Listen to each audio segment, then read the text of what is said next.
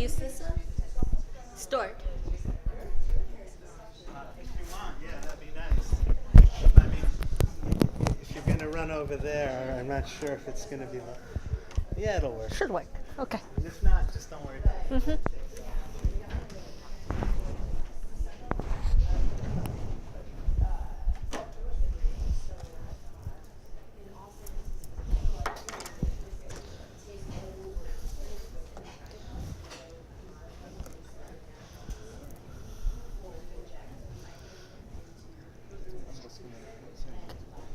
So, if you guys have any problems with the homework or with any parts of the course, talk to Pam or Amanda, and they will help you guys out. There are the tutorials that are right after the Tuesday class, and Pam is going to have an extra one now. But also, if you need more help than that, there's definitely, and already some people are, I think, doing that. Okay, so I think we can get started. Actually, I realized when I was walking here today, I was walking with Amanda, your TA, and I was talking about this course, and I realized that I probably never had a chance to give you a little bit introduction about my expectation from the statistical section of this course. I have been teaching Introduction to Biostatistics in downtown for 3 years. And during that experience, that audience actually is very similar to your background, that they are not mathematics majored students and they are in biology field and they are trying to learn statistics for their future research. The only exception is for that course, it's a 4 credit and they don't have to learn bioinformatics for that course. It's a pure biostatistics course.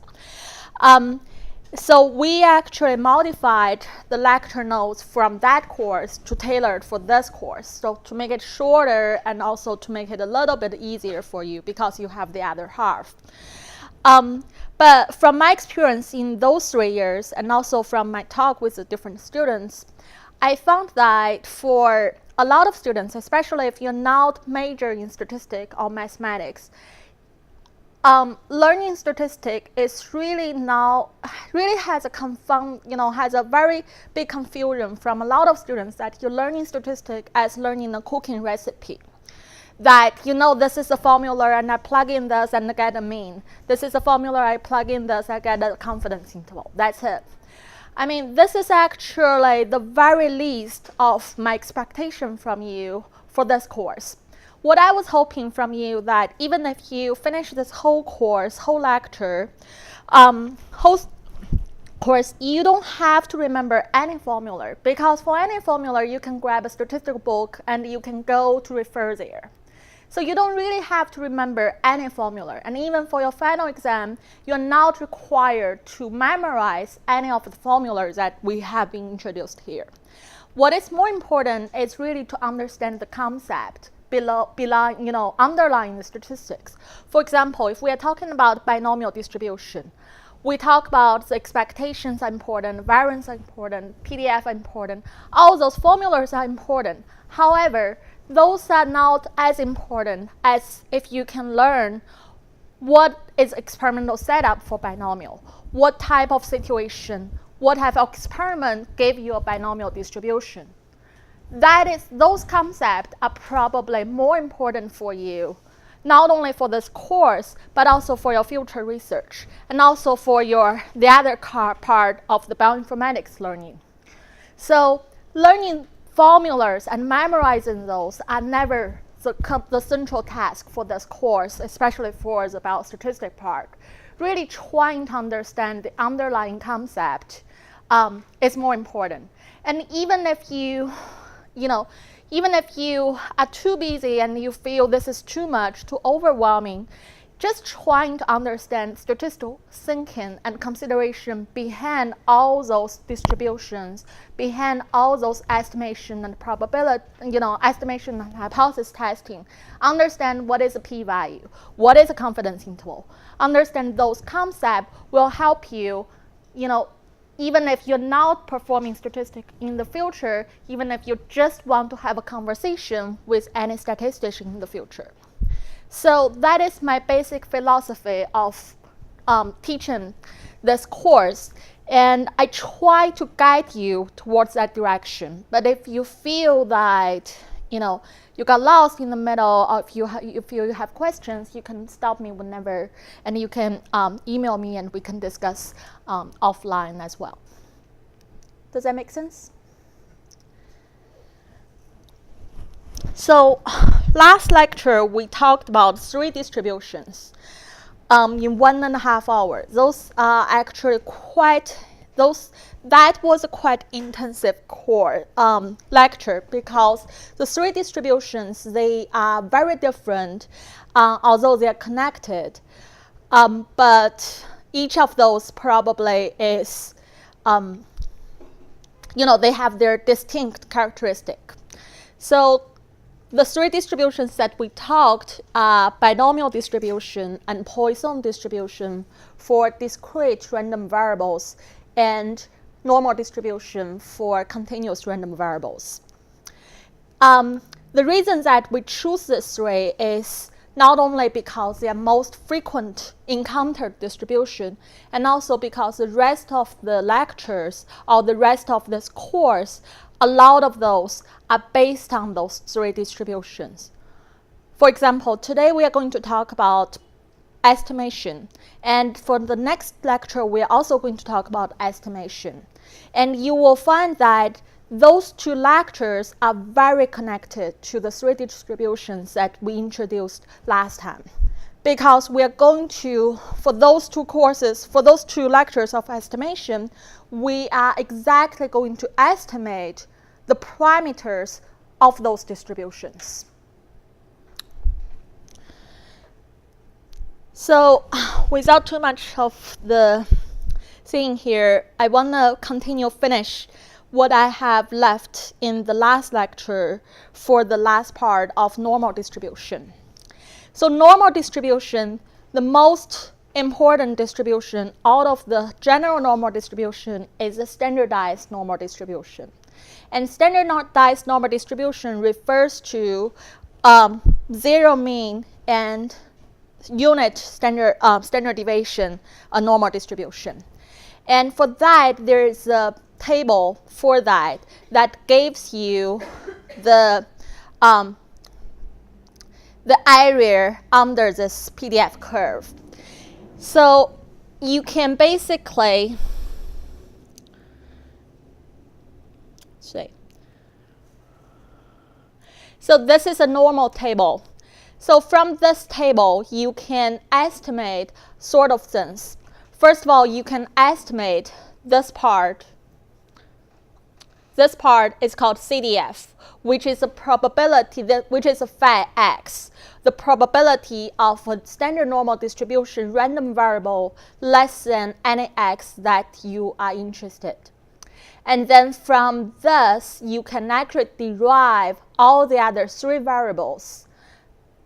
The opposite side of this one is just 1 subtract this area. And then you can subtract 0.5 from this area to get the probability of x is bounded between 0 and small x.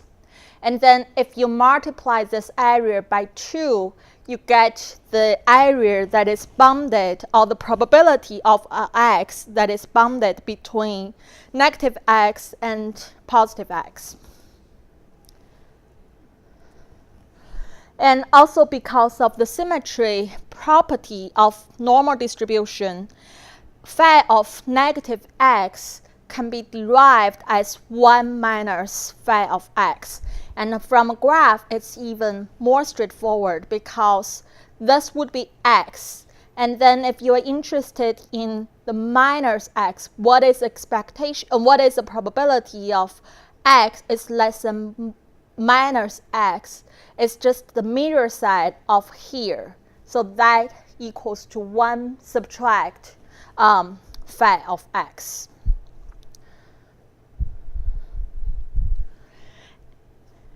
So this one is if you are interested in the probability of X is bounded by two constant, what you can do is this interval probability equals to the 2 phi at the boundary, the difference of the 2 phi at the boundary. So probability of this phi of this B minus phi of A. And then that will give you the final probability that corresponding to this interval.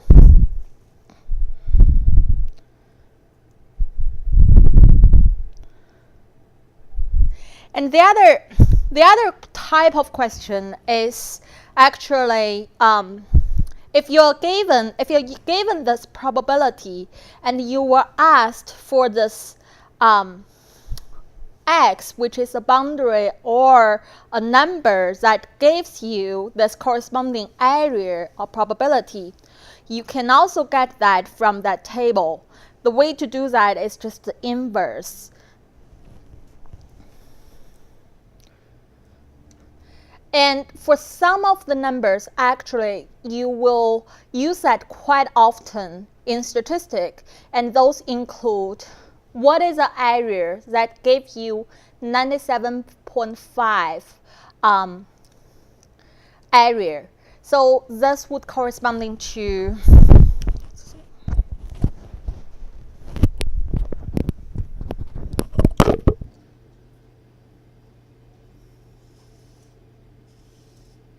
see this clearly? So if this is 2.5%, and then correspondingly this is 2.5%, so this number would be 0.975, right? And this number would be the negative number of this one. So for this value, you will use that quite often. And this value is 1.96. So this negative value is negative 1.96. And then if you increase this shaded area a little bit, suppose this area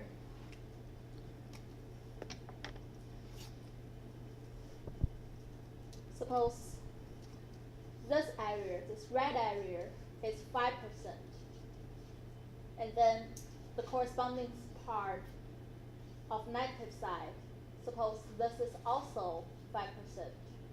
So that means in the middle is 90%, because that's 1 subtract 5, and then in the middle part is 90%. So this value would be called Z of 0.95, and this is 1.64. So those two values, and then you have the negative side, but those values are often used. And then if you want to ask the question is, what is Z of 0.05? 0.5. So that value is 0 because of symmetric around 0. And then 0.025 would be just the negative side of this. So those two values, 1.96 and the 1.64, probably are the value that you will eventually remember after this course. So this gives you the rationale, this slide gives you the rationale why we talk about standard normal distribution and why is it important. And the reason for that is normal distribution is specified by two parameters, mu and sigma squared, mean and variance. However, a standard normal distribution is pretty much fixed because mu is 0 and sigma squared is 1. We spend a lot of time talking about it because for any of the normal distribution with any mu, any sigma, we can actually make the transformation. So how do you make this transformation? if you have any normal distribution like this, and this is mu, and suppose this is sigma. So this could refer to any normal distribution.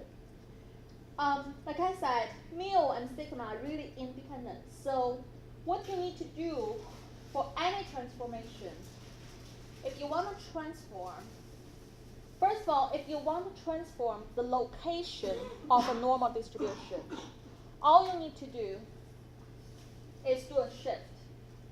So if x follows a mu and sigma normal distribution, if you want to shift the mean of x to 0, all you need to do is you just move from mu to 0. Just move from here to here. Okay, so basically,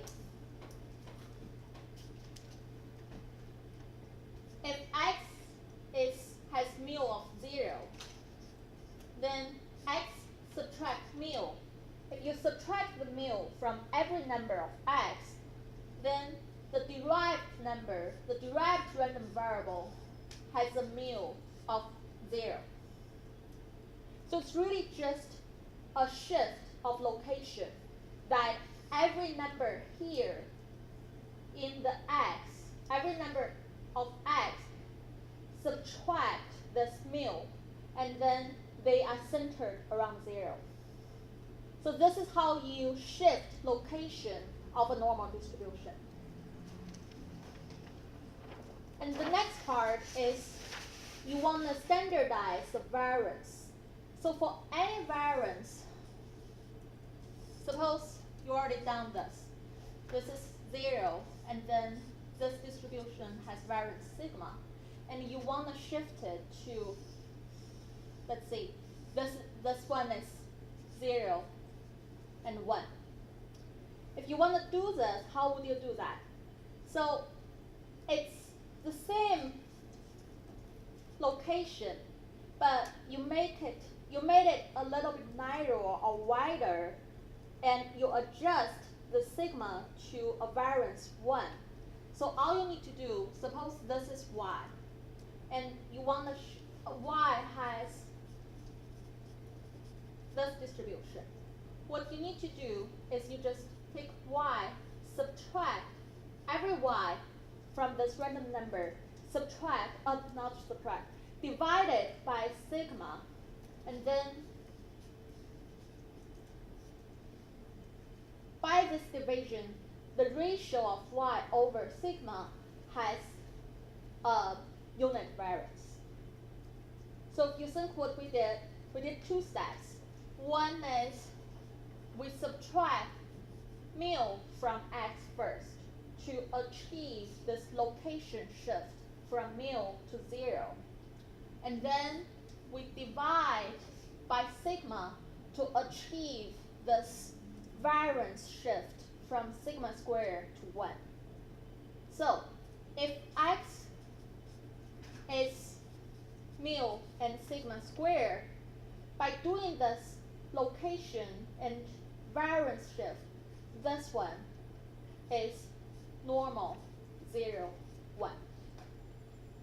So this is called standardization. Yes? Can you give an example of when you might want to make the mu more narrow, or The spread? yes. This is not really to make it more narrow or to make it wider. It's really just to standardize, to make its variance is 1.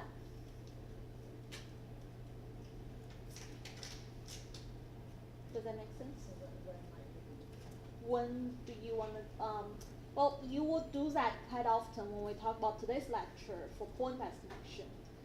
So you will see more examples coming that way.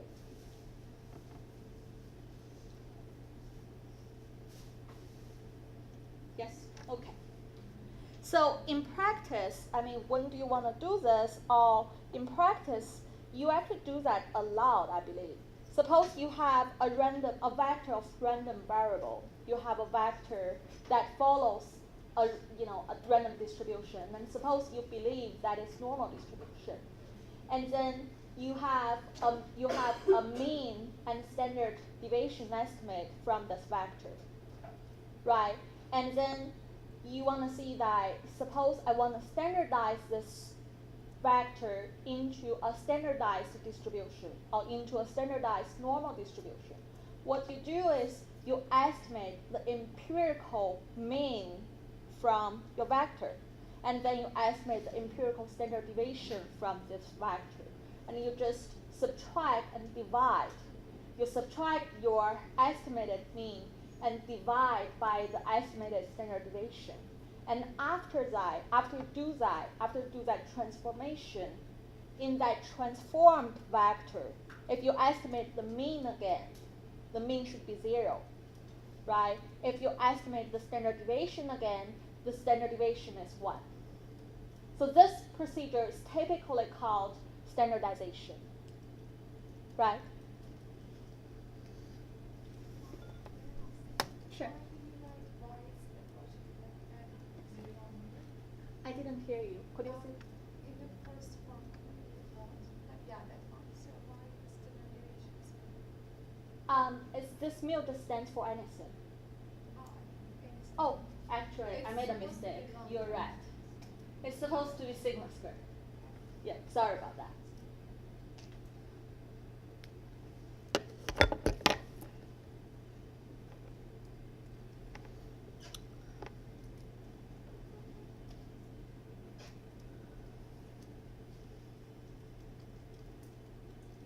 Okay, so here we give an example.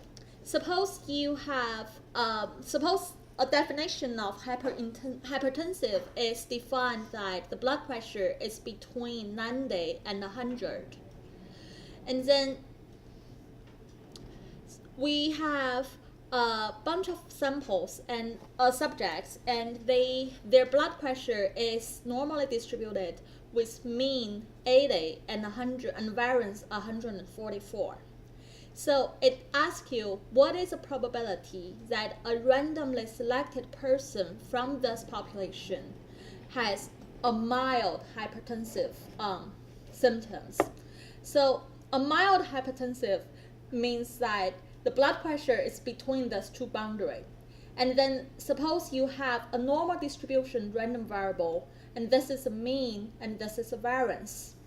So this question can be statistically or mathematically phrased that from this x with those distribution, with those mean and variance, what is the probability that x is bounded between 90 and 100?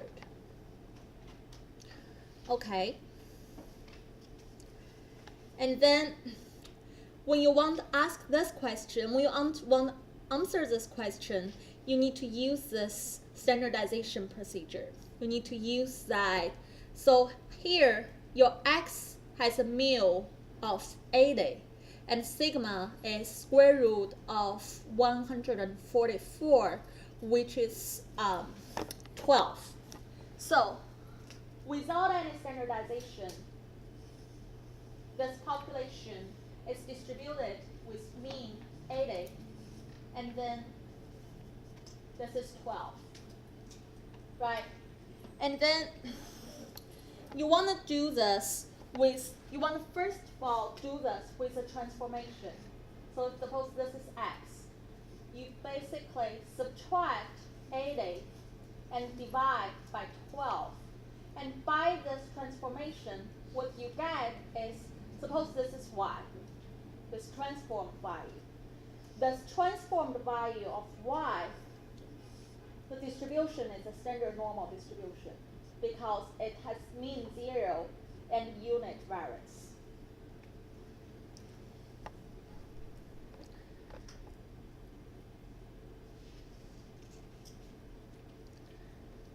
So the value that you get from that is your z-score?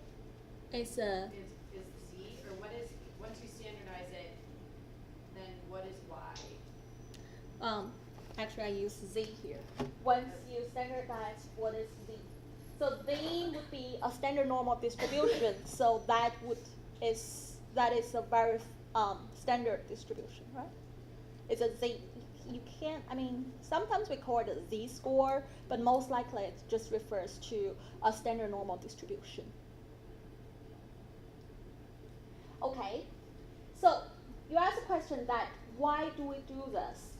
And this is the motivation, or this is basically for convenience of the estimation. So let me rewrite this question right here. X is normal distribution with 80 and 12 squared, right? This is originally given.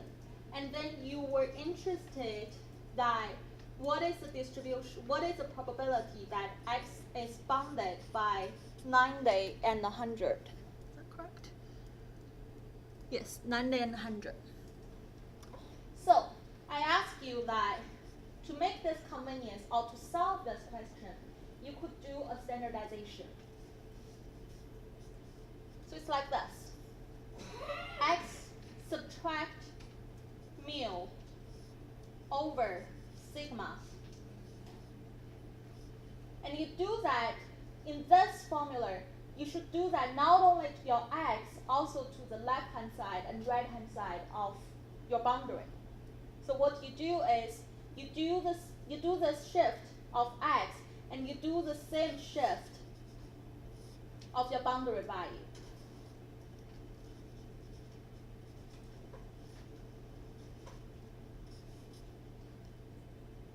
So from here to here, all you have done is you just do a transformation of those three numbers, and you did the same transformation. Subtract one number and divide it by another number. Right? And then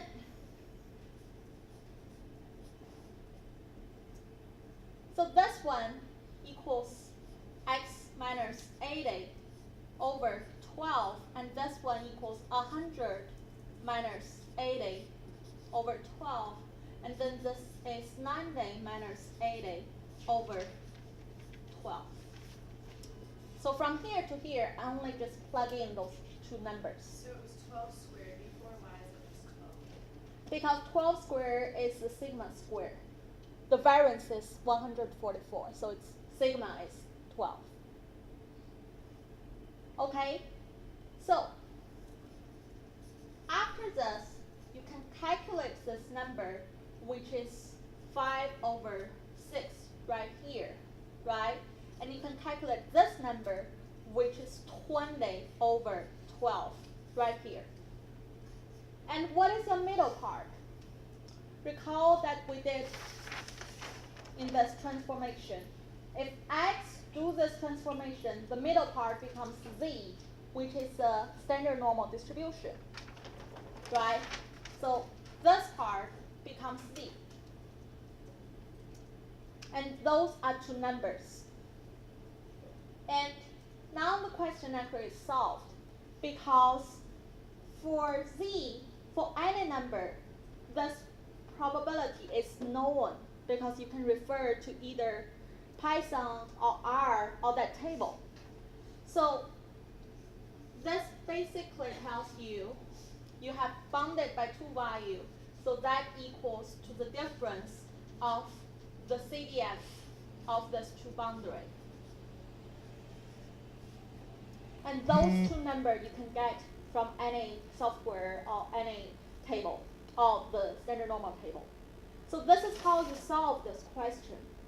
You start from a general normal distribution, and you have two boundaries.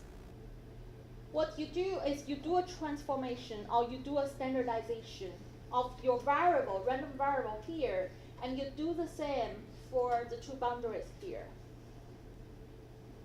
And then you calculate these two boundaries, and by this transformation, your middle part becomes Z. And this Z, we know its distribution, a standard normal distribution. And then for this formula, it essentially asks you, if Z is a standard normal distribution, what is the probability that it's bounded between these two numbers? right? So that is equals to the phi of this side minus phi of this side. So it's the difference between those two CDF functions. Does that make sense?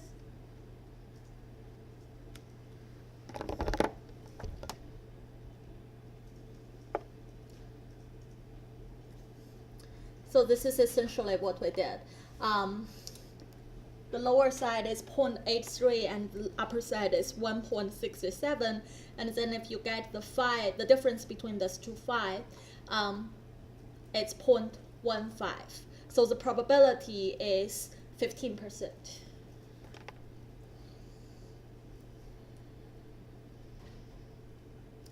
Okay, so I believe this is the last page of this lecture, and this is really just to remind you that whenever you work with normal distribution, having a graph handy and draw a graph really helps you to figure out what is a different relationship between different boundaries.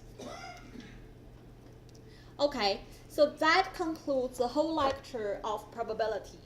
We talk the whole lecture of distribution. We talk about binomial distribution, Poisson distribution, and normal distribution. And for each distribution, we introduced what is a probability density function, what is the mean, and what is the variance. And more importantly, we introduce under what scenario you expect a binomial distribution. N independent trial, each trial have a constant success rate P. And then we'll count the total number of success over N trial that is binomial. And then what is Poisson? We introduce the PDF, the mean, and the variance. And the scenario for Poisson is really for count data. And then if you count a rare variance over a long time, over a long space, accumulatively, how many do you see that rare variance happen? That is Poisson distribution. And one important characteristic of Poisson distribution is the mean and the variance are equal. And Poisson distribution, you only need one parameter, which is mu, and that one parameter tells you the mean and the variance. And last but not least, we have introduced you the normal distribution. Normal distribution is the only distribution that we introduced so far for continuous random variable. Continuous random variable basically means that you cannot enumerate those. They are not discrete numbers. And then for continuous variable for normal distribution, we talk about normal distribution has two parameters. One is mu and the other is sigma squared. And those two parameters are exactly the mean and the variance of a normal distribution. And then we also talk about the most frequently used normal distribution is called standardized normal distribution. It is your friend because everything when you simplify or when you standardize to this z, then you basically have it worked out because every phi of this z, of the CDF function of z, is given. So this is really your friend. And the rule of thumb of statistics, especially when you work with normal distribution, is you always make a way to transform from your x to z. Okay? So today we are going to talk about point estimation. So let's see.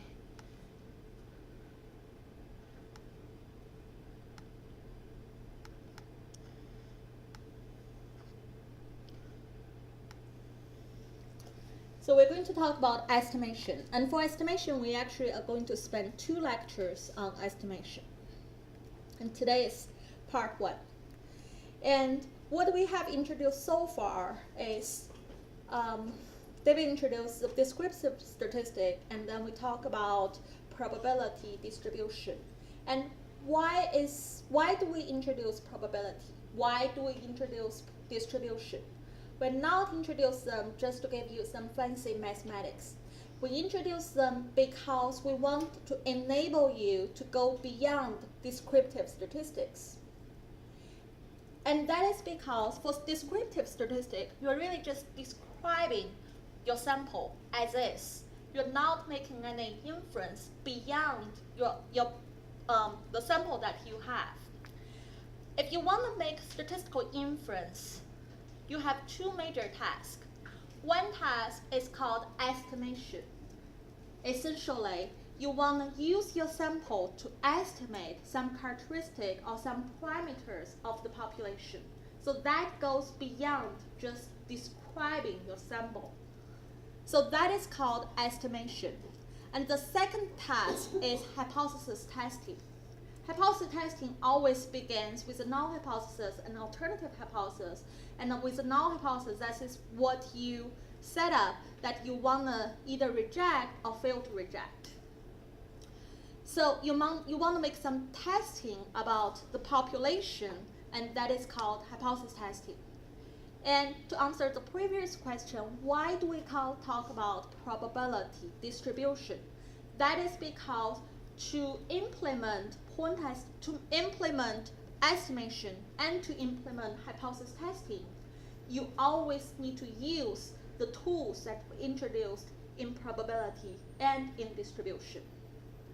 So from today, we're going to spend 4 lectures, estimation 1 and 2, hypothesis testing 1 and 2, 4 lectures just to tell you how do you do estimation and how do you do hypothesis testing. And in those 4 lectures, I hope that in the end you appreciate that you actually are utilizing the probability rule and are utilizing the 3 distribution and their characteristics all the time. Okay? So this slide just tells you estimation is concerned with estimating the values of specific population parameters, while hypothesis testing is concerned with testing whether the value of a population parameter is equal to some specific value that you pre-specify before you see any of the sample.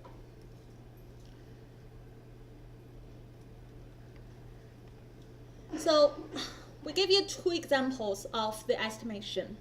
And these 2 examples particularly regards to the 2 distinct or the 2 contents that we're going to introduce you during this 2 lectures. The first one is if you want to estimate blood pressure, or if you want to estimate height, weight, anything.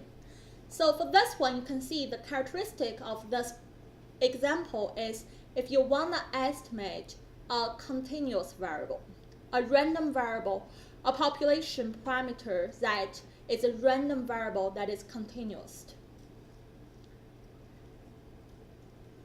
And then the next example is you're looking at people living in a low-income urban area, and you want to estimate the prevalence of HIV in this community. So for this one, the major question is trying to estimate prevalence. So for this one, if you think about the HIV infection, it's for each individual, it's yes or no. Yes means HIV infected and no means not infected. So that means the prevalence is very related to the number of the total infected individual over the total number of this community, the total number of population in this community. So that means this relates to a binomial distribution because the total number of infected individual follows a binomial distribution. And more in general, this relates to a discrete random variable. So for this second example, it's a scenario or it's a context of point estimating or estimation for discrete random variable. So that tells you that for lecture 1, we're going to introduce you how do you estimate mean and variance for continuous random variable. And for the next lecture, we're going to introduce you how do you estimate the parameters for discrete random variables. That is 2 type of questions, and we spend that in 2 lectures. Hopefully, at the end, you will see the difference between this. And also, when I talk about estimation, actually, for estimation in statistics, there are always 2 aspects. One is called point estimation, and the other one is called interval estimation. So point estimation is really you're given one value estimate for one parameter. So if you're asked to estimate the mean, that is just one, you give it one value estimate. This is called point estimate. However, we also talk about interval estimate. That is because, remember, for estimation in statistics, you're not talking about describing the sample mean. You're talking about use the sample to infer the parameter in the population. So because you're making this inference, and after you give a point estimate of the population parameter, you also want to quantify how much confidence that you have with respect to this point estimate. This doesn't exist for descriptive analysis, because for descriptive analysis, you have all the samples and you estimate the mean. However, for estimation of the population parameter, when you have a point estimate, it is always associated with some uncertainty, because you're using a small sample to refer a bigger population. And interval estimate essentially gives you a measurement or quantification of this uncertainty. So for the same point estimate, some could associate it with a wider confidence or a wider interval estimate. So for those, you understand that you have less confidence in your point estimate. And it could also be that some point estimate associated with a very narrow interval estimate. So for those, you understand that you have quite high confidence from this point estimate to infer the total population. Okay, so we will introduce both of these 2 aspects. So this cartoon just to re-emphasize that from today, whenever we talk about estimation and hypothesis testing, remember, you always need to go one step beyond your sample. You have a population, and you get a sample from this population, and you use the purpose of inference, whether it's estimation or hypothesis testing, is always trying to infer the population parameters.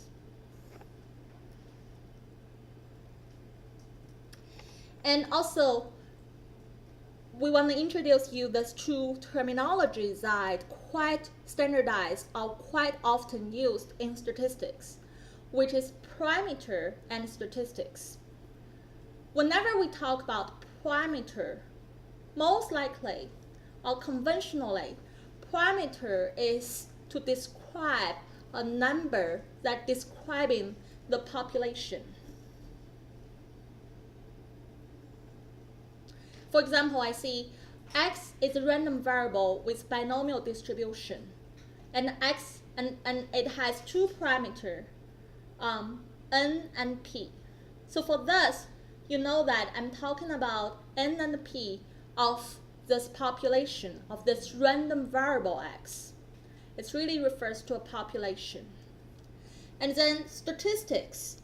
Statistic is a number that describing a sample.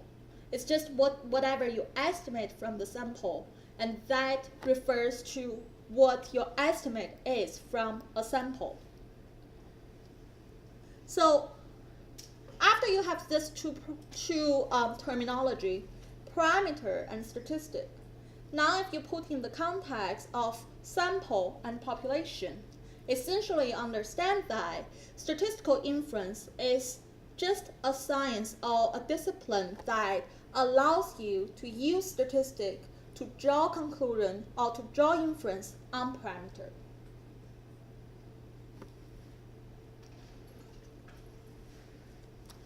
So again, this is how you do this inference process.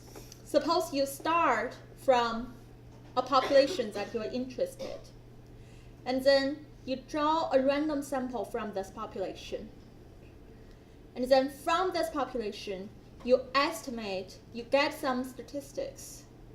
And use the statistics, you want to estimate or do hypothesis testing on the population parameter. So this is how statistic works. You start from population, you get a sample, and then you estimate statistic, and then the next step is estimate hypothesis testing of the population parameter.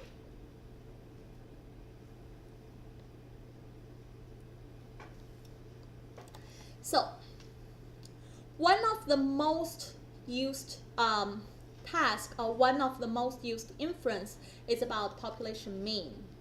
Because when you talk about population mean, when you talk about I want to estimate, I want to infer the population parameter, very likely or very often you're talking about this parameter is a mean, which is an average. So how do you estimate a population mean? And this is particularly important for continuous random variables. Because if it's for like binomial distribution or for Poisson distribution, you might be more likely to be interested in, for example, the success rate, or the prevalence, or the rate of a Poisson distribution. But for normal distribution, quite often you are interested in the mean. And also even for other distributions that, for continuous variable, you often ask the question, start with the question that, what is the mean of this population? Okay, so during this lecture, we are basically going to give you the tool, or give you some procedures that allows you to estimate population mean. And remember, from here until somewhere I tell you in the process of this lecture, we're not assuming that this population is normal distributed. We're just talking about a general population. Suppose we have a sample x1 and xn, randomly sampled from a population. We do not have any distribution assumption at this stage. And this general population is distributed with a mean and variance, and both of those are unknown. And the question is, how do you use your x1 to xn, the sample, to estimate mu and sigma square? Remember, this is very general. It's just a continuous random variable population. It doesn't really have a distribution assumption at this stage. So, point estimate of the mu and variance is actually, you probably learned that in every statistics course or any, probability course, is a very natural estimator for mu is the sample mean. Essentially, you take the summation of x1 to xn, and you divide the summation by n, the total sample size, and that is your x bar. So x bar is the sample mean, and it is a very good estimator for population mean. And then a very natural selection estimator of population variance is called the sample variance.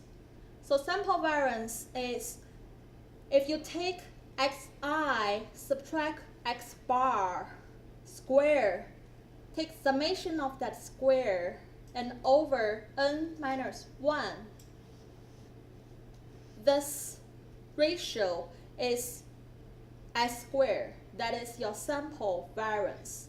And then if you take square root of this ratio, take square root of s squared, that is your sample standard deviation, s. Remember, you have a n minus 1 in the denominator. Why? That is because you want your estimator to be unbiased. So if you use this one,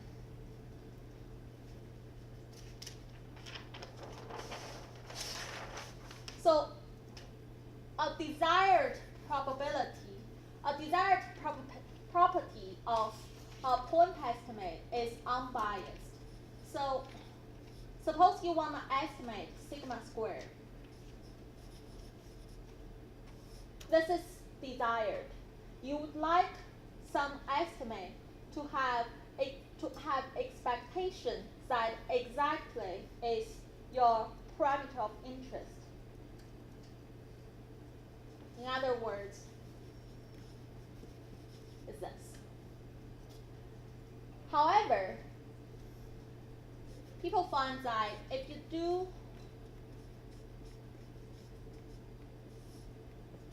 this way, the expectation does not equal to sigma squared. If you put just n here, the expectation is not sigma squared. And what is its expectation? It's actually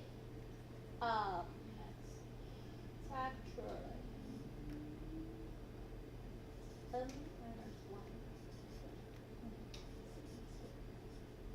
So this is the actual expectation of this value, of this estimate. So this n minus 1 is really just an adjustment to make it artificially that this estimate has exactly the same square. So that is why if you adjust this by n minus 1, Wouldn't it be n minus 1 because you're already subtracting the average when you're summing everything up, so you don't need to put in the average and then subtract 1? that's an intuitive explanation of this. It basically means that it refers to the definition of degrees of freedom, because here you use the x to estimate x bar already. So you already lose 1 degree of freedom. So your total degrees of freedom when it comes to estimate the variance is actually you need to count for the loss of degrees of freedom. So it's n becomes n minus 1. So this one is needed here. But mathematically, you need to have the n minus 1 here to achieve this unbiasedness. And if you put n here, it actually is a little bit biased estimate of sigma squared.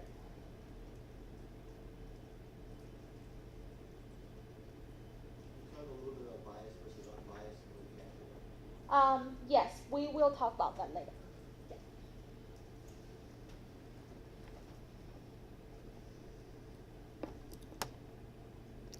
So, for this lecture, we're not going to talk about properties of S of S squared. We're going to talk about properties of X bar. When we talk about properties, what I mean is distribution of X bar. And you will find that the distribution of X bar is actually a function. It actually depends on S. So the sampling distribution of X bar, or sample mean. To understand the property of the distribution of X bar, and especially in the context that why is X bar a good estimator of mu, you actually would be easier if you think about in the scenario that outside of this one particular sample that you achieve. Because if you think about it, the scenario here is you're interested in the population. And let's say I ask you this question, what is a population mean? And each single one of you go to this population and achieve a sample of size 10, let's say for example. So each one of you give me an estimate of your own X bar from your own sample. And then we want to ask the question is, how does X bar how is it an estimate of mu? So that essentially means that to answer that question, you have to look across all the x bar that each one of you give me separately. You have to pull that together to learn its property. So this refers to the distribution of x bar. And if you think about distribution of x bar, you achieve that only through you repeat that process a lot of times, or each one of you repeat that, you do that one time and you pull that together. Does that make sense? So this is the example that shows. Suppose each of you go to grab a sample of 10 blood pressure. And then each of you give me an estimate of x bar. What I can do is I can do a histogram of x bar 1 to x bar k that each one of you gave me. So this is the histogram looks like for x bar. So remember, in this histogram, this is not a histogram of xi. This is really a histogram of x bar. So here we have a distribution of x bar over 200 samples of size 10 selected from the population. So each one of you go to get 10 samples, and suppose there are 200 of you, and I got 200 mean, and I plot the histogram. And this histogram gave me the distribution of x bar. So we want to study the distribution of this x bar. The first thing that we study is what is the mean of x bar, or what is the average of those sample means. Suppose you have 200 of those.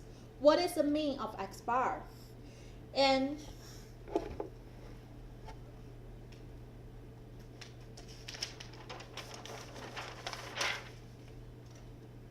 so the mean of x bar, or the expectation of x bar, is really just, remember, each of x bar is sigma xi over size n. So you got n here, and then it's expectation of sigma xi, right? And sigma xi, they're independent random variables. So you can put the sigma, you can put expectation inside, so it becomes this. And then because you have 1 to n here, so this is n times mu over n, and this is mu.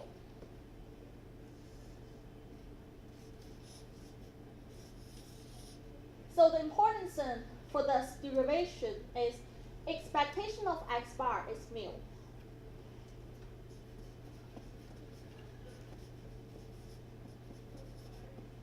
So this refers to your question that how do we define bias? Whenever we talk about bias in statistics, it means that the expectation of your statistic compared to the actual parameters that you want to estimate. Remember, we use statistics to estimate parameters.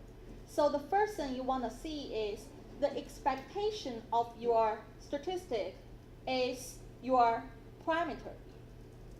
So if that satisfies, the statistic is called unbiased. If that doesn't satisfy, the statistic is called biased. So going back to our toy example, if we have 200 of you, and each one of you give me an x bar, what should I expect? I should expect that the average of your 200 x bar should be the population mean. So that is what we refer to as unbiasedness. Okay? So we know that, yeah. In your previous slide, was the x-axis x bar and then the y-axis the frequency? Yes. So it's a histogram. Yeah. So you can see that in this one, if you take the average of this histogram of this distribution of x bar, it should be somewhere in the middle. And somewhere in the middle is actually right here at your population parameter. Yeah. What is the E of xi and then substitute to mean? E of xi, Yeah, yes. becomes mean, but you're not assuming that all those samples are the same. I'm not assuming what. So how did you make that substitution? Like, you assume- From here yeah. to here. Yeah. Because here, x bar, xi, remember, xi come from a population with mean and sigma squared. Oh, so we assume that it's normal. So this is, we didn't assume it's Oh. normal, but we assume that the mean of xi is mu, Okay. right? And So then all this, those xi's can be different, have different meanings. x, so x is a random variable. xi is just a realization of a random variable that follows this distribution and with mu and sigma squared. So expectation of this x is mu, and because each of xi is a random sample from here, so expectation of xi is also mu. Does that make sense?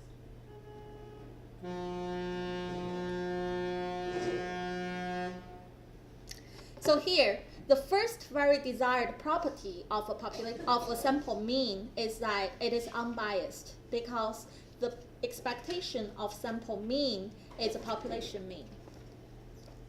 Is there Yeah. a limit for, like, with the law of large numbers, you need 30 samples in order to get, like, the normal distribution, right? So can you make an estimate as to if you're making biased estimates or unbiased estimates at any number of samples, or do you have to have a certain number of samples? That's a good question. You are on one step ahead of me. So if you look at here, when we talk about expectations, yeah. When we talk about expectation, we didn't have any assumption on n, right? We didn't use that when n goes to, any large number or infinity or something like that. Wow, this is really a challenge.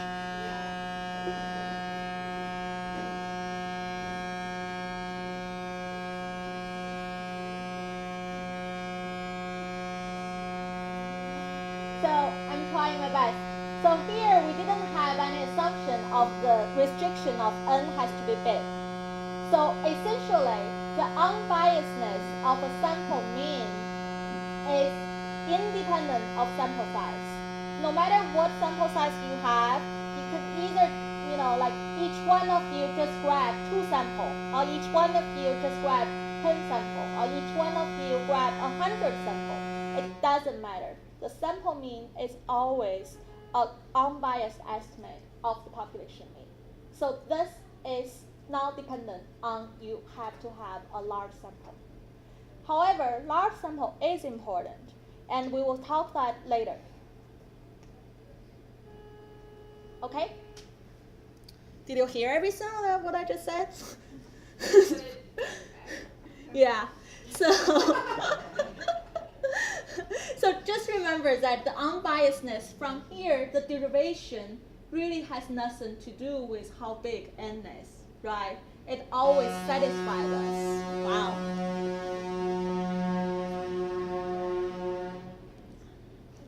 Okay, so the next property of any statistic, or nice property that is desired in addition to unbiasedness, is called minimum variance.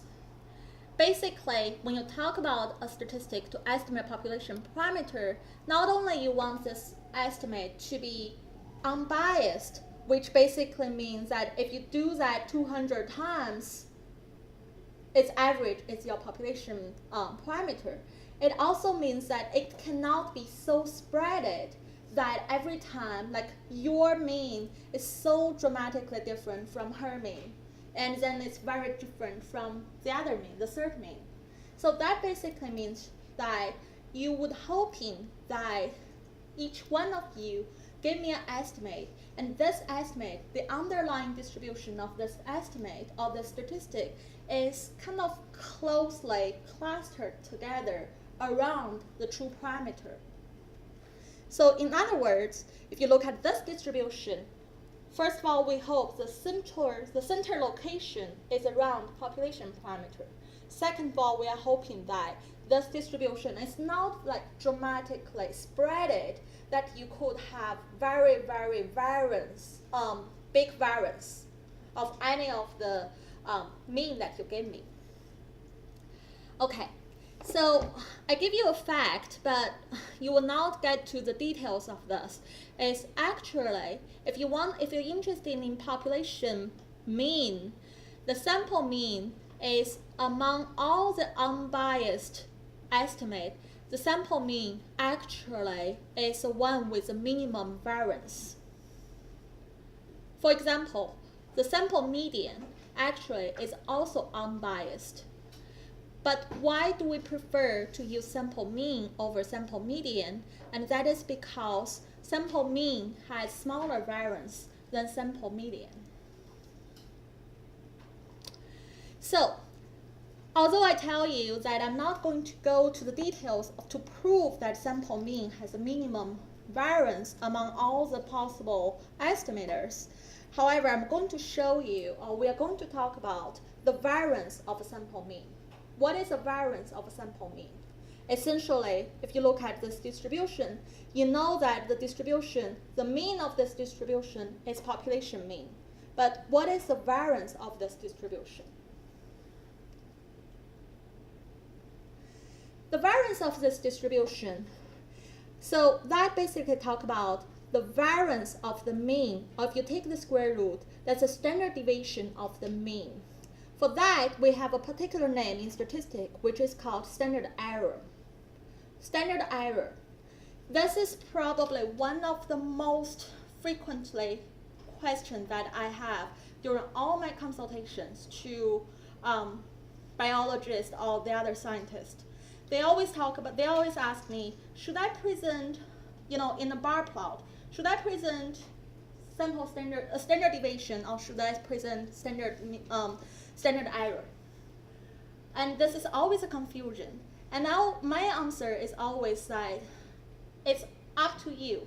You can present both. You can present one of those. However, you have to be clear what especially they mean.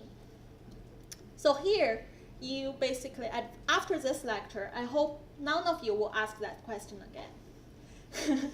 I hope that you understand standard deviation refers to a sample or refers to a population.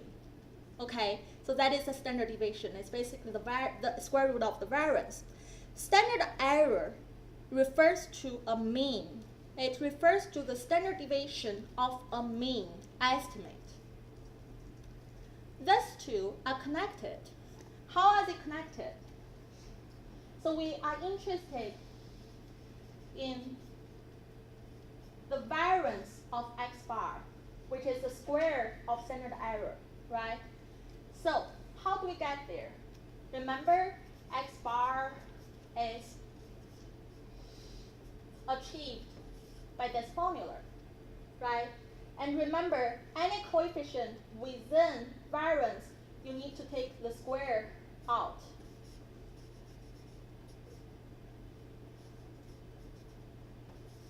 Right? And then variance of sigma xi, because each xi is an independent sample from the population. So they're independent. So essentially, that means it enables you to put the variance inside because of the independence, right? And then each of the variance, we know x is mu and sigma squared, so each of the variance is sigma squared. And because we have the summation here, so we have summation over n times. So we have n here. And then we have n squared here. So 1 of n cancelled, so we got this. So what does that mean? That means variance of x bar equals sigma squared over n. And then if you take standard deviation of x bar, this is called standard error. It's sigma over square root of n. Does that make sense? So now you need to be clear that standard deviation refers to your sample. Standard error refers to the standard deviation of your mean. And there's a connection between those two. Standard error equals standard deviation over square root of n. So standard error is a function of standard deviation. It's standard deviation over square root of n. So that means that standard error is always some number that equal or less than standard deviation because you have the square root of n here.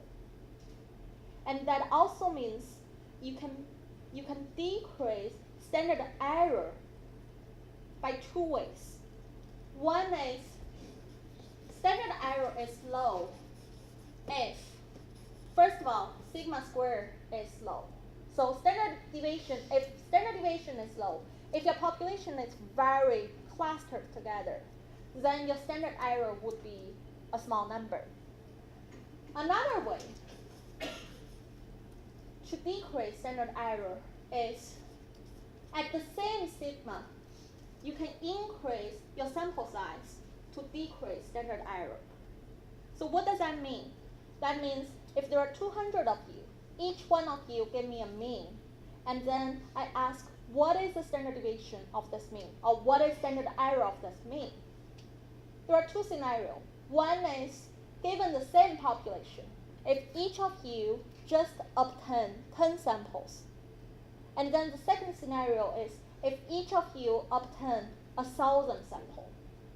And then you give me your mean estimate, and I plot this histogram of your mean, 200 means. I guarantee you that for the same population, if each one of you is more diligent, give me 1,000 sample, mean from 1,000 sample, the distribution will be clustered very tight around the population mean. If each one of you is really sloppy and only get like 10 or 100 samples, and to estimate that mean, then the spread of that histogram would be wider. So your mean would be more different to her mean if each of you only get a very small sample. So essentially, standard error is a function of standard deviation of the population and also the sample size. And that is why a lot of researchers, when they present the bar graph, they like to use standard error because although, like the population standard deviation is kind of large, they can do that a lot of times. They can obtain a lot of samples, repeat the experiment a lot of times, and their mean still have a smaller standard error. But essentially, that doesn't matter really. Essentially, you need to remember that standard error is talking about the mean, and standard deviation talk about the population. Okay?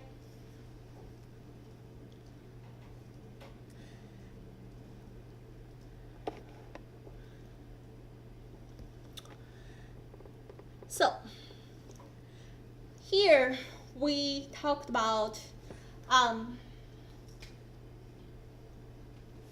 X bar. X bar is a good estimate for population mean. And that is because, first of all, it is unbiased. So the expectation of X bar is mu. Second of all, it has small standard deviation. It has small variance. So the variance of X bar over n is sigma over square root of n. So this is what we have learned so far. X bar has this mu, had this variance, had this expectation, and this variance. Okay? And so is, in practice, you don't really know what is sigma, right? You're trying to estimate from your sample. So in practice, there's a good substitute of this. And this substitute is you just substitute the sigma by S, right? So this is your practical estimation of the distribution of X bar.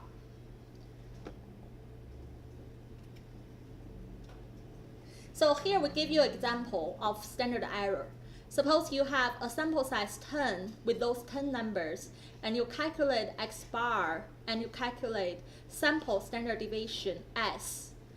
And then your estimate for population mean is X bar. And your standard error is S over square root of N is 22.44 over square root of 10.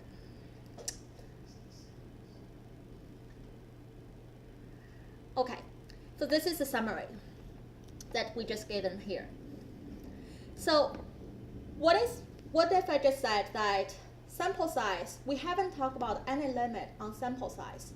And that is because here, everything until this step or until this slide, we only work about the expectation and the variance of X bar. This doesn't have any assumption with what is the distribution. What is the distribution of X? This doesn't, so far we haven't required any assumption there. And it also doesn't require any of the limitation of N. So basically you understand, this part holds just by some derivation, okay? However, we talk about there is a very useful theorem called central limit theorem. What does central limit theorem do? It tells you that X bar is normally distributed with this mean and this variance as long as N is large enough.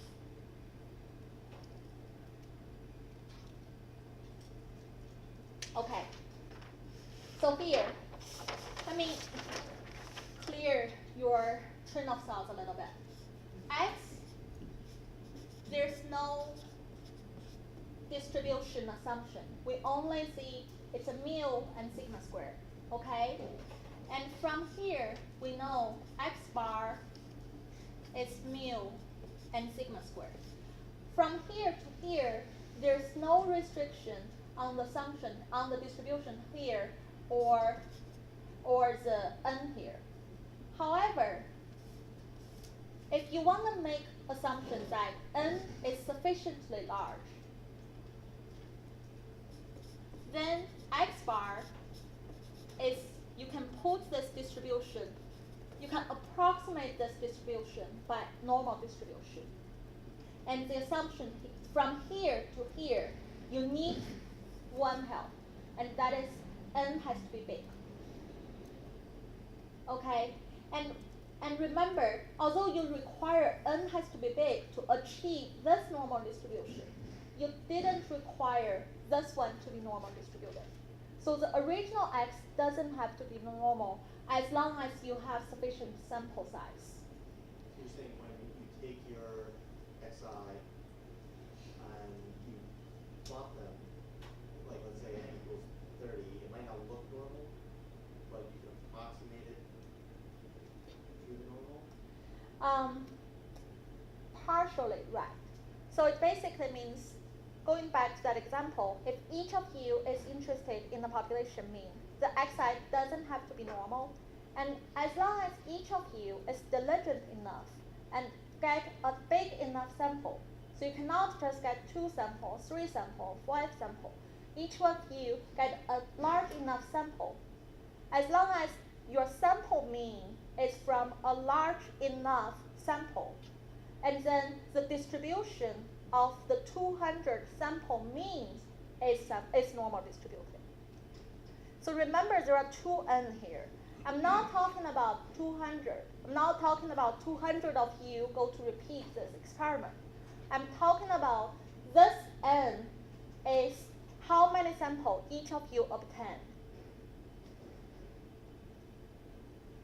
Okay, so this is central limit theorem, basically saying that for any distribution with this mu and this variance, if you have sufficient large enough sample, the sample mean is actually normal and can be approximated by normal distribution with this mean and this variance. Without that n limit, like you said, you still have the mean and variance. You still have the unbiasedness. You just do not have this normal distribution. Okay, so this is a very important theorem, and for statistician, we probably use that quite often. But this is how, remember that there is this n goes to big enough that you can use the central limit theorem. And then naturally, like we talked, if you have this, the next step is you can do a standardization to transform x bar to z, which is x bar subtract mu over the standard error. Remember here, this is a standard error, and then you get a standard normal distribution. So this one, I plot a little bit example to help you understand this and also answer that question that you have. Remember, this is a distribution of x. The first one is a distribution of x. It doesn't have to be normal. It can be every shape with a mu and a variance. Okay, suppose you get x bar, and x bar is estimated from 2 observations of sample size 2. This is the distribution of x bar, and you see it's quite different from normal. And why is that? That is because n is not large enough. And then suppose you increase x bar for n for x bar to 10, and you see this distribution begin to become centralized. But it's not exactly normal yet. And then if you go to n equals to 25, it's more and more symmetric, it's more and more centralized, the distribution of x bar, and it's more and more close to normal distribution. I can't really tell you a rule of thumb that what is the n that do the magic here, but essentially you need to have a big n. Sorry, just to clarify one more, that n is one n equals 1 x bar, or n is 25 samples within each x bar? It's not the sample size of x bar. It's a sample size of your original sample xi. Okay.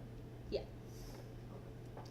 So each one of you get a sample of 2, or each one of you get a sample from the interested population of n goes to any number. It's not like I have 200 of you or have 500 of you. It's not like, if you have an n of 25, it's not 25 separate means. Exactly. It's Yeah. 25.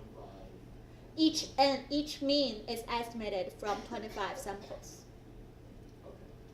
Does that make sense?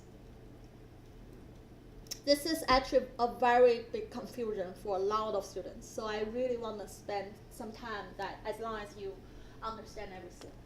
You said like each mean is estimated from 25 samples, so then does everybody necessarily have to have the same number of samples? Well, if you don't have, this actually is an interesting question, because if every one of you have the same sample, that means you all have the same n. So each one of you give me x bar that follow the same distribution. If instead you are more diligent than the other students and you got a different n, then your distribution is not exactly this one, right? Because you have to have a different n here, right? That's true. But I mean, everybody can have different samples. But right? yeah, you're right. But in the sense, like you can, as long as you have large enough sample, your sample mean, your estimated sample mean is normal distributed. So then here, when you are thinking of this n, should we think like all the samples coming from every individual, or just the samples that one individual? So here, 25 would refer to like all the samples, or? So here we're just putting that in a scenario to illustrate that if all the x bar coming from a distribution that each of you have the same sample size. Okay, which is 35. Yes. Yeah. Is there any analogous situation for the number of X bars that you need? Like not just the number of samples within those X bars, but the number of X bars you need? Actually, the number of X bar is really just help you to understand, because when you talk about X bar, the distribution of X bar, most likely you don't have the luxury to have 200 students to give you the different X bars. You just have one X bar. And as long as your X bar is achieved over a sufficiently large enough sample, you have confidence to see even if I have one X bar, I know the underlying distribution of this X bar is normal distributed. But do you get a greater confidence once you do more X You, bars? you get a greater confidence to just to validate the central limit theorem, because if you have 200 X bar, and then you can have a perfect bell shape. If you have just 20, you might have some truncation, some truncated bell shape. But it's not the point. The point is really the number of X bars used for illustration. But the number of X bar is not as important, even if you just have one X bar, as long as it is estimated over sufficiently large number of samples, you can believe that this X bar has a normal distribution. Make sense? I think we cannot finish this lecture again. Okay, let's see how much time do we have. So let me finish until here. Give you an example of CLT, and then we will talk about interval estimation the next lecture. Hopefully you can finish the next lecture. So I want to give you a very brief example of how do we use CLT. So this example comes from the textbook that suppose you have a population and you take a sample of 10 infants from this Boston City Hospital population, and you are interested in this probability that the mean birth weight of a sample of 10 infants fall between 98 and 126. So essentially, in mathematics, it asks you, what is the probability of X bar is bigger than 98 and less than 126? And then suppose the mean is 112, and suppose the standard deviation of the populations is 20.6. So what does that mean? That means that the population has a mean, mu equals 112, and standard deviation sigma is 20.6.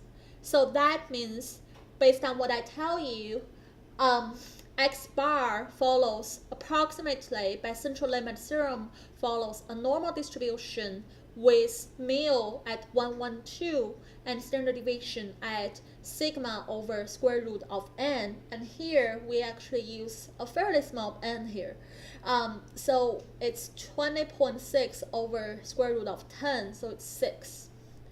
Okay, so if you want to calculate what is the probability of X bar is within 98 and 126, you get this, which is your question here. And by the previous formulation, by the previous example, that we know X bar is 114. 112 and 20 and 6 and 6.5. If you know this is a distribution of X bar, and then the probability of X bar is bounded within this two value, 98 and 126. It's in this. What you can do is fairly similar to what we did before. It's just to transform, just to standardize.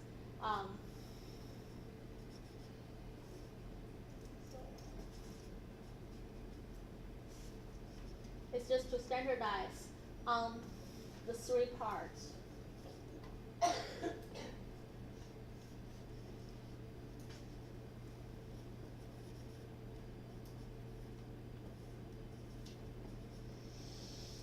Right, so you just transform from this x bar to the z, and then this part and this part do the same transformation, and the next part you just get, it should be the difference between these two phi.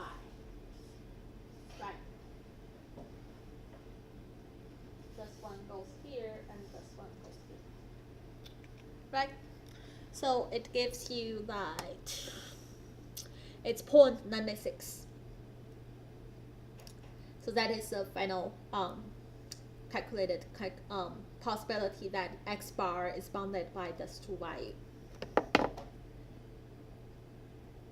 So in the next lecture, we will talk about, in addition to point estimate, how do you do interval estimate? So actually, we have prepared you with all the tools of that task, because remember, if you have x bar as a point estimate of the population mean, the next step you want to get a point estimate. You want to get an interval estimate. An interval estimate, for that you need to think about some probability distribution, and that is when you need the central limit theorem. And then because of the central limit theorem, you have the normal distribution and you have the mean and the variance. So you really can work out an interval based on everything from this distribution. So we will talk about that later. But for point estimate, use sample mean as a point estimate of the population mean. And there are two properties of the sample mean. One is it's unbiased, which means expectation of a sample mean is exactly your population mean. And the other property is sample mean has the smallest variance over all different unbiased estimates. And what is its variance? It's sigma square over n. And sigma square over n, or sigma over square root of n, is typically referred to as standard error. And last but not least, we talk about if you're willing to assume that the sample mean is achieved or estimated over a large enough of sample size, you got a very nice approximation of the distribution of sample mean, which is normal. And this doesn't rely to any of the shape of your original xi. Okay, that's it for today. Thank you.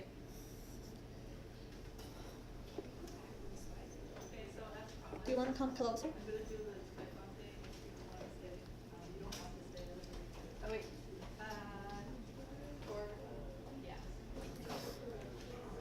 Wherever the example was, at the very end where you had the 98 and the 126. This one? You wanted the interval. Yeah.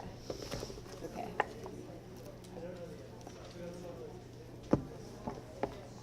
So how did you go from 2.15 to 0.98? Is that the z-score? Like, what did you? Oh, from the table. That's Yeah. the value at that table. Got it. Okay. I actually have a perfect example. So I have taking samples from multiple mice from different cages and mixed Yeah. background, and I can either present them all as individual mice Yeah. or means of each litter. Yeah. And basically, I guess we'll talk about this when we actually do statistics and MT tests. But am I going to be comparing the means of each litter or the individual mice of each litter? And if I compare the means between my treatment versus not treatment, I don't get a statistically significant. But when I compare the individuals, I do. I see. So I'm trying to figure out which one to use, but I guess that's a question for another time. Oh, it's okay. I mean, let's see how it goes next lecture. So the Okay. problem with this lecture is I want to cover as much as we can in 1.5 hours. Yeah. So we really are really tight in time. Hold on a But second. Let me stop this oh, video. I forgot to stop. Sorry Yeah. about that. I can edit.